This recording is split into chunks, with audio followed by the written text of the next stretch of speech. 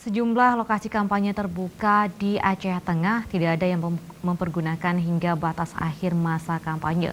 Hal ini pihak Komisi Independen Pemilihan ataupun KIP Kabupaten Aceh Tengah tidak menerima laporan adanya caleg ataupun tim dari paslon presiden baik 01 dan 02 yang melakukan kampanye secara terbuka di daerah ini.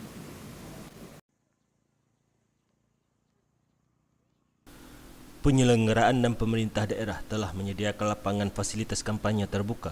Namun hingga hari Sabtu 13 April 2019, Komisi Independen Pemilihan Aceh Tengah tidak menerima adanya laporan dari para calon legislatif baik untuk DPRK, DPRA maupun DPR RI dan DPD RI serta Presiden dan Wakil Presiden yang akan melakukan kampanye secara terbuka di Kabupaten Aceh Tengah.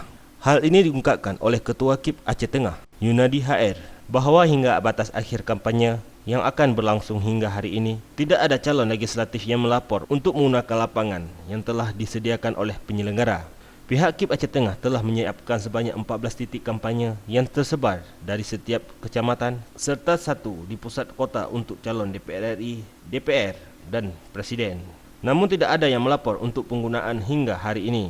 Pihak penyelenggara tidak mengetahui alasan dari para calon legislatif ini tidak menggunakan fasilitas yang telah disediakan oleh penyelenggara dan pemerintah daerah, di mana para calon legislatif lebih banyak menggunakan pertemuan-pertemuan terbatas dengan warga. Informasi resmi yang real yang masuk ke KIP justru nggak ada. Ya. Jadi kita kan berdasarkan surat-surat yang disampaikan ke kami, tapi sampai dengan hari ini nggak ada. Nggak ada yang melakukan kampanye? Nggak ada kampanye terbuka sampai dengan hari ini ya. Entah kalau besok lusa ada pemberitahuan sampai dengan tanggal 13, nah itu masih dimungkinkan. Karena 14, 15, 16 sudah masuk ke masa tenang. Oke, sejauh ini laporan yang dapatnya apa yang menyebabkan mereka tidak melakukan kampanye terbuka? Karena tidak ada laporan ya kita susah untuk menjawab. Barangkali mungkin waktu atau mungkin hal lain lah. Dari Aceh Tengah, Tim Liputan Aceh TV.